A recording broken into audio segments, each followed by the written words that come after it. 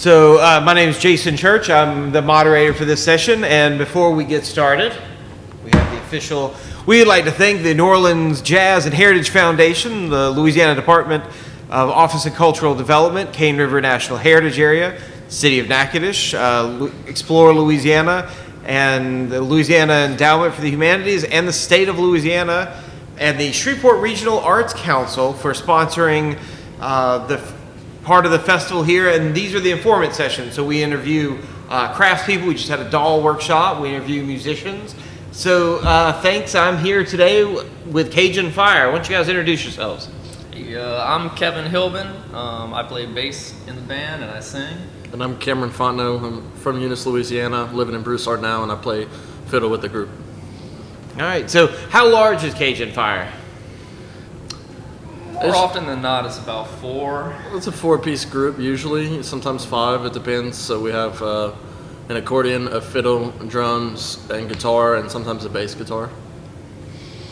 So why Cajun music? You're young. You guys talented musicians, can play anything. What drives you to play Cajun? For me, I don't know. I guess you could call it a passion. Like, I came to Cajun music later in life myself, and later in life. I mean, yeah. Well, very recently, should I say? Like past 5 years is when I started, and I just realized that it's something that's very, very important to who I am and our culture.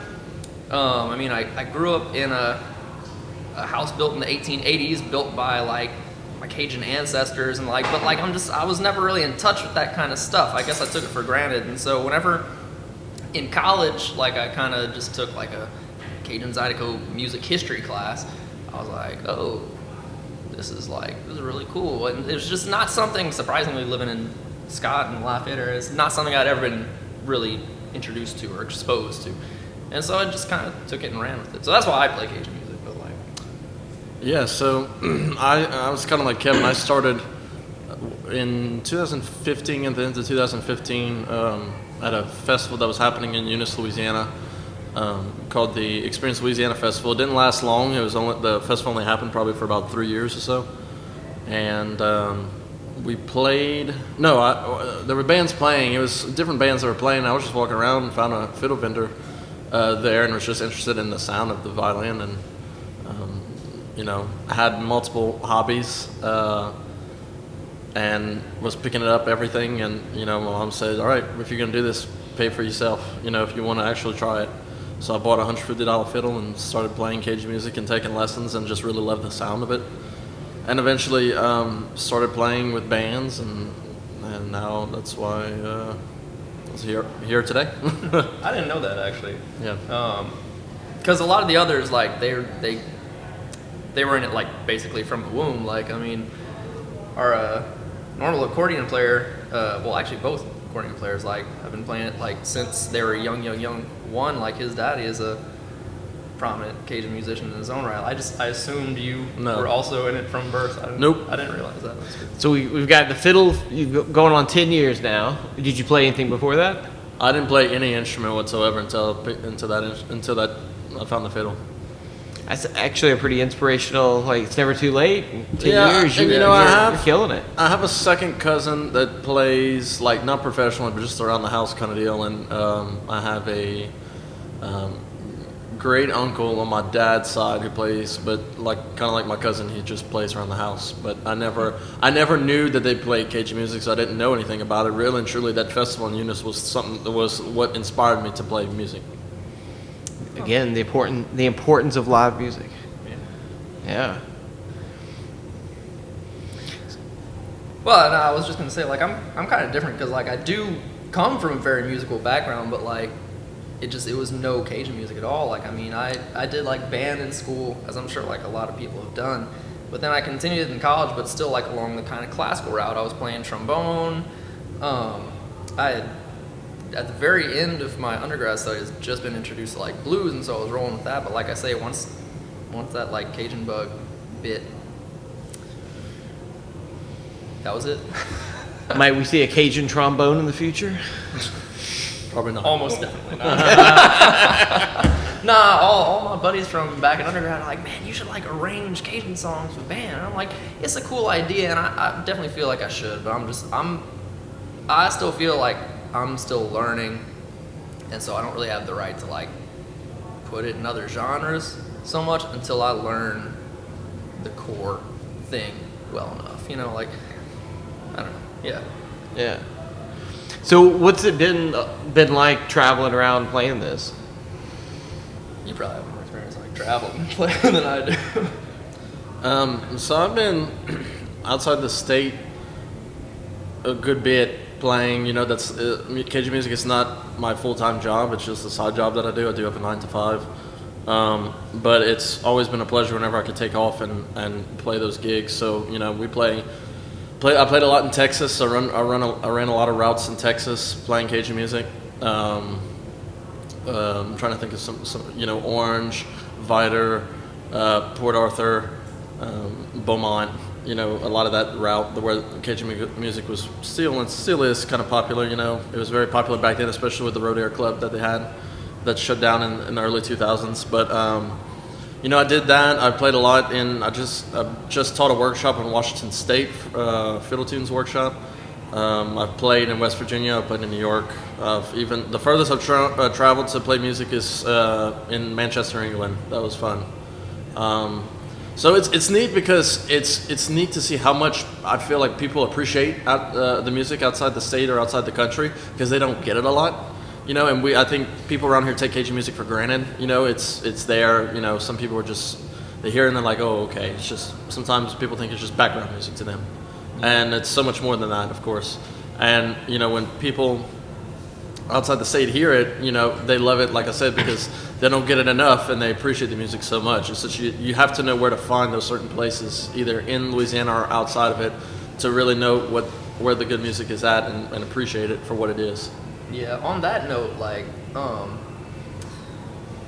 I said, like, I lived in Lafayette area all my life, and I had never really become aware of it, like, until that one class. I'm actually a teacher. You talked about, like, having a 9 to 5 in addition to doing music. I'm a teacher, and I try and show the kids, like, this kind of music every now and again. And, like, one of them, I don't remember if this was a year ago or 2 years ago, but one of them said, like, oh, that's festival music. And, like, that struck me because that's such, like, an interesting view that, like, this music only exists at festival time. And I gotta assume they were talking about, like, Festival International. Yeah, International or Akajan, one of the, like, big, like, kind of year-ending ones.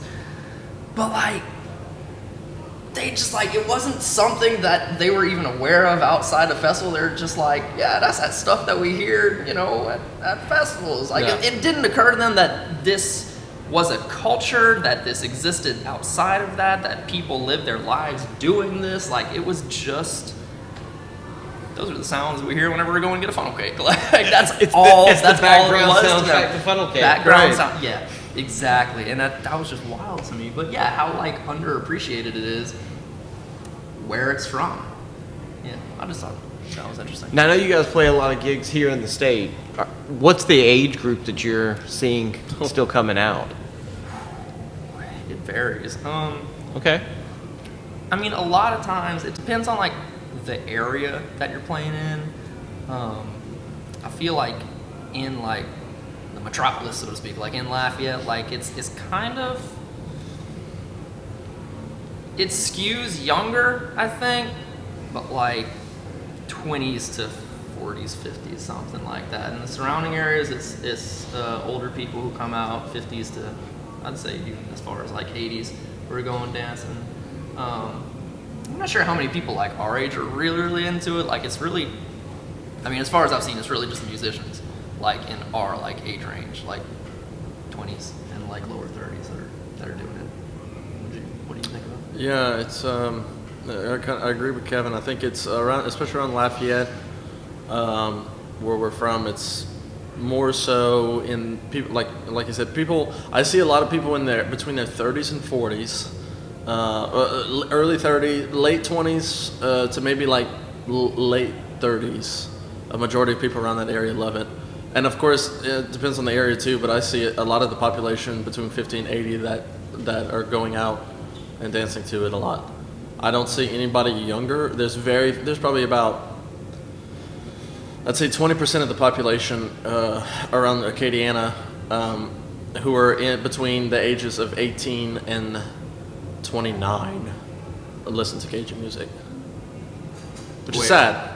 Wait, you think 20% of people age 18 and 29 listen to Cajun music? Don't listen to it. Oh, I'd say like even more than that. I guess listen. I don't know. I feel it's just a small population. I find. Yeah, I'd say far less than 20%. I'd say 10. I'd say maybe 0.5%. I mean, for real. Like, I mean, I just don't think people are even aware of it. I'd say. I mean, most people. To a certain extent, I think is ridiculed. Like, I think how I want to say this, but it's like it's just not. It's not as appreciated as it should be. Yeah, we'll just roll with that. Yeah. Well, you guys being younger musicians and you know, sort of coming up now and appreciating it, what do you think we can do to try to get that younger generation? That's a loaded question because that's like the whole how do you reinvigorate a culture question, and I don't know if there necessarily is an answer to that. I mean, we can talk about like educational initiatives and stuff, like trying to just expose people to it, specifically in schools, and like allow children to see like these are the struggles that your ancestors fought, and like this is why music is important, this is where it comes from. But at the end of the day, like, people are just gonna do what they want to do, and like, so if the sounds of pop music make younger people want to move more and go out and spend money, then it's just like, how does Cajun music stand a chance of that? Like, I don't know if there is a way to reinvigorate a dying traditional culture. Not to be depressing. You guys are gonna have to play more on TikTok. Yeah. Start up Cajun talk. And I said dying traditional culture. I don't think it's dying. There are a lot of places and a lot of areas of the culture where it's very healthy. It's not dying. It's the way it's being promoted that's dying. Yeah. It's not. I think the education system is a big thing. I think that it should definitely be promoted more in the educational system. I think that should be like that for every culture around the world. Yeah. And I think it should definitely be promoted educational wise, but also like, you know, even parents, you know, you don't want to force it on your kids, but it just, you know, encourage them if they want. If not, then leave it be. Yeah. And I think like the idea that like you don't want to force it on people, you got to make it authentic, and that's why I think like it's naturally like kind of gonna bottleneck. It's gonna be people like us who are like interested in it, and we're gonna like transmit that authentically like to the next generation, and then like hopefully they'll take an inkling to it. And it'll like broaden out again, but yeah, you can't like force people to like anything. So, you know, it's really just trying to live your life in the most authentically Cajun way that you can, and then like that's gonna, I think that's gonna be the key to it. Just like be yourself, kind of type thing. Now, do you guys lean more toward in your songs traditional in the Cajun French or English? Yes. To my point of view, and this is probably controversial because we play a lot of songs from a band that does sing in English. To me, it has to be in French for it to be Cajun music. On the notes of some of those songs, I mean, they're still good songs, and I think everything around, like the accordion rides and stuff, are Cajun. But if for it to be in English, it's weird. Like it's baffling to me, like how like there's like a double standard for Cajun music. Like if we would go to like traditional, I don't really know too much about other traditional cultures, but like traditional Japanese music, we would never say, is it okay for this to be sung in English? That's not a question anyone would ask. And if we went to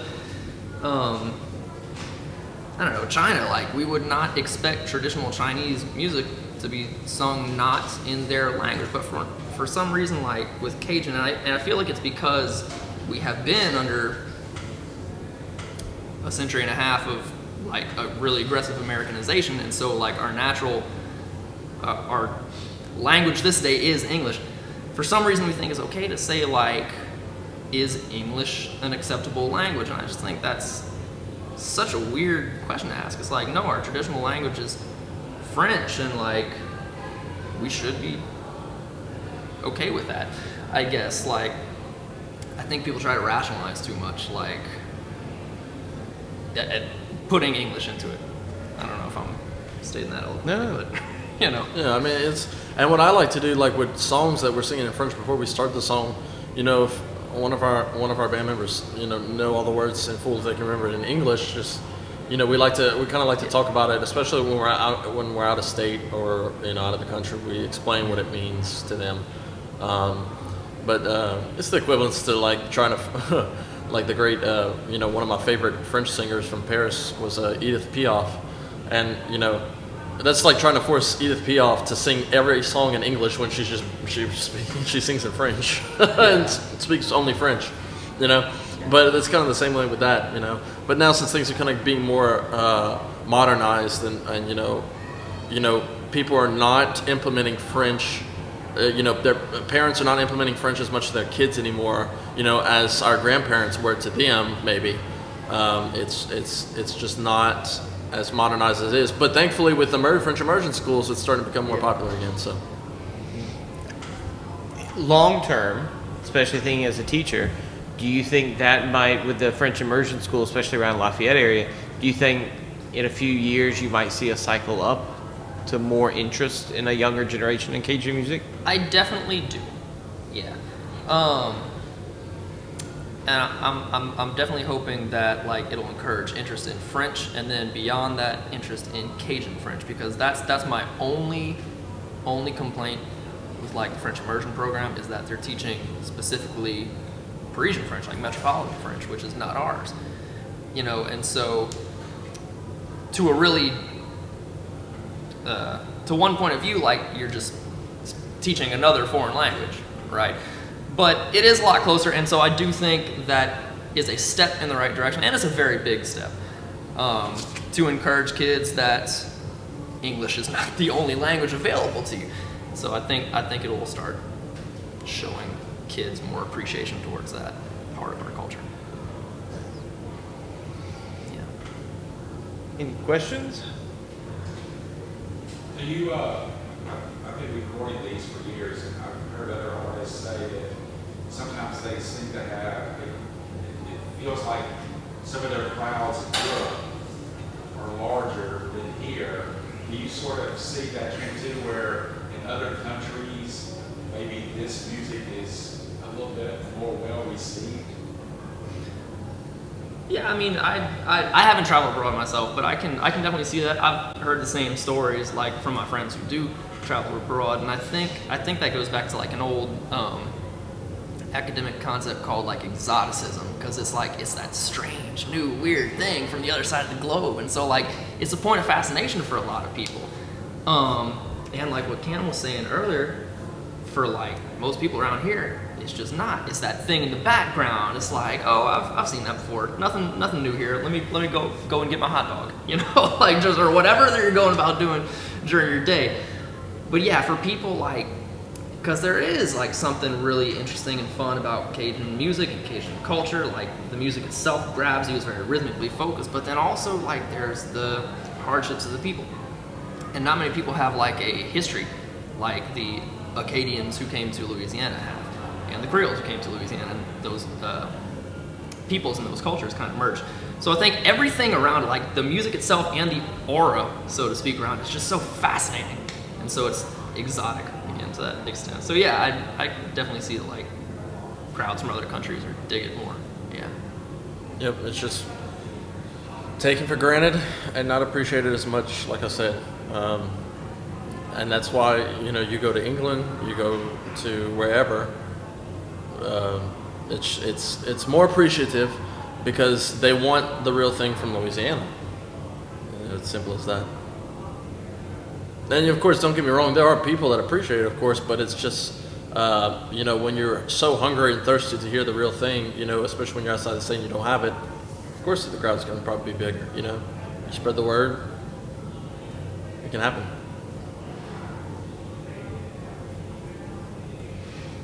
Yeah, I agree. I grew up in the mountains of North Carolina with bluegrass, and I didn't appreciate it until I was much older. And you're right, I don't know, it's that noise that comes out of my dad's truck, my grandparents' truck. Like it didn't mean anything to me until I was much older and left, and then it became the thing I missed. So, as far as bringing to the kids, the young people, the blues, they have the Blue Shoe Project, and they bring blues to schools and they teach them about it and bring instruments in. Maybe we need a similar project for you. Well, it's funny because a good friend of mine who's big and very involved in this festival, Clancy Stewart, who's married to a gentleman from Florian, and I ran into her today after our set, and she's starting to put on this bluegrass festival soon, in August actually, and she told me, she said the proceeds go to getting folk music into the public education system. And that kind of initiative is what I really like to see. You know, I know what's cool, like especially like in Lafayette, they're at the public library, they have musical. You can check out an instrument, which is pretty cool. So that's one of the things that like really intrigued me. But like just things like that, like to push music and instruments and stuff like that. That's marching band related, or to bring it any type of folk music into the education system. I know, like currently we have an extension of a French immersion school, and it's called the Lash Pa program. And a friend of mine actually started that program that she's implementing folk music into the education system, into school. And I think things like that really just promote it and really help boost the engagement of students with music like that. So it's a good thing it's happening, and hopefully it keeps happening soon. Check it out. From Denton, Texas, we have a music therapist who does a thing every year. It's called the musical petting zoo. Oh yeah, I've heard of those. Yeah. So that's a pretty fun deal. A lot of kids come up with that. Yeah. That's cool. I had not heard of that. So okay, musical petting zoo. Petting zoo. Yeah. Okay. So, as musicians, as you come and grow, where would you like to see you guys, your music heading? Why don't you take it first? It's kind of weird because the dance hall scene and music in the restaurant scene is slowly but not all the way dying down. Back in the 60s, 70s, 80s, I mean, there were so many dance halls in each little town, especially in our area. One of my friends, Philip Gould, who's a photographer, very well-known photographer, made a book about that. The dance halls of Louisiana that were there, and it's just amazing to count and see how many dance halls they had. I know, like in Eunice, where I'm originally from, and from my stomping grounds, they probably had 6, 7. I would not be surprised if there would be like at least 6 or 7 dance halls back then. And now it's just very, very rare to find those types of dance halls, especially in Louisiana. The only well-known dance hall I know for sure that's like still going is a dance hall in Breaux Bridge called La Poussière, which means the dust. Yeah. And it's very well known. It's been there since the age of time. But it's hard because musicians are, especially the full-time ones, are hungry to play. They got to make a living too. But it's hard to find places that want music. I find the trend right now is some people want it and some people don't. They want more crowd entertaining music. As a friend of mine once said, how much do I have to jump around with pyrotechnics on the stage to get people to clap? But with our music, it's more sit down or stand up traditional. Just play and let them enjoy it, dancing or whatever. We're here to entertain with the good music that we can play for you. And so, like I said, some people like just are more gravitated towards kind of the more pop, Zydeco, Zydeco kind of style swamp pop thing that they want more. And you know, I hate to say, but like Cajun is, some venues do not want Cajun, or they're just not interested in it because it doesn't bring. Maybe some bands will bring a crowd compared to like a big, you know, 6-7 piece swamp pop band, for instance. You know, it just depends. It's definitely still appreciated. It's just harder for, you know, I've been seeing for musicians, it's harder to find places because there's just not many left. Yeah. No, it is definitely hard to find places to play. On the note, like, that some venues will only want specific kinds of music, so it's not even just like, these days you can just like contact random place number 5 and you'll be like, hey, we play music. Would you be interested in having us play?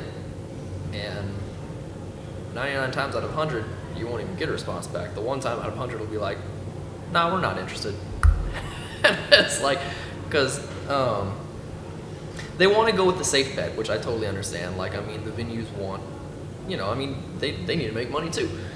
So they want the music that will bring in the most people, like Cam had said. Like, I mean, who told you that with like the pyrotechnics? Like, that is awesome. But you see that even in pop music, like back in the 70s, like, I mean, popular bands would just play. Like, they'd get on stage and they'd play, like, talking about like Beatles, Bee Gees, like that kind of music. Like, they would just play their music. There would be some dancing every now and again, but like mostly it was music and people would go for the music. These days, you'd be hard pressed to find a musical act that doesn't have, and look, I'll be honest, it's awesome. Like, I mean, it's really cool. But I find that the focus is more as a, how do I put this? A multimedia production. It's less focused on the music than it is on just like flash, bang, and like here's all this and that to like make it a over-stimulating experience, you know? And so that filters down to the traditional level too, with like Cajun and Zydeco music scene. So, yeah. Cheers. But anything you guys would like to add? I mean,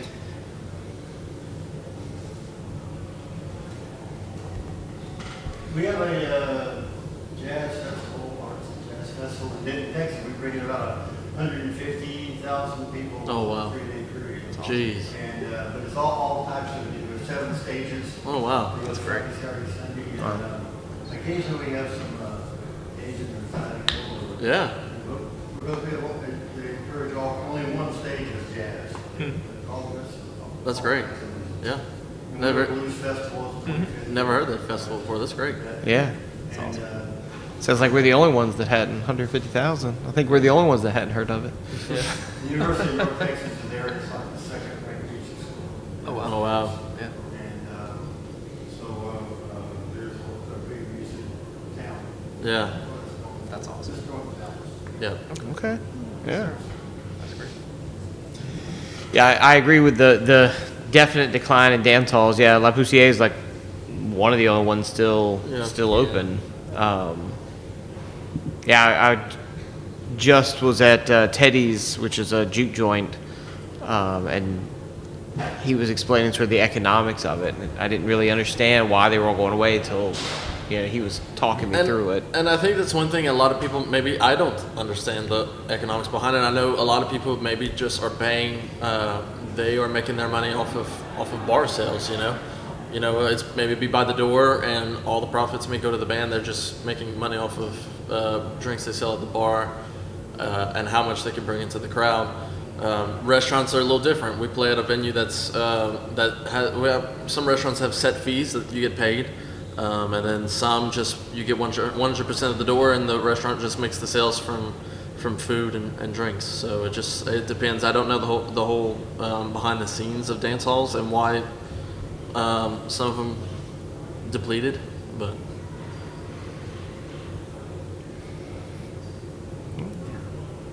All right. Well, thanks for talking to us today, guys. Happy to. Thanks for having us.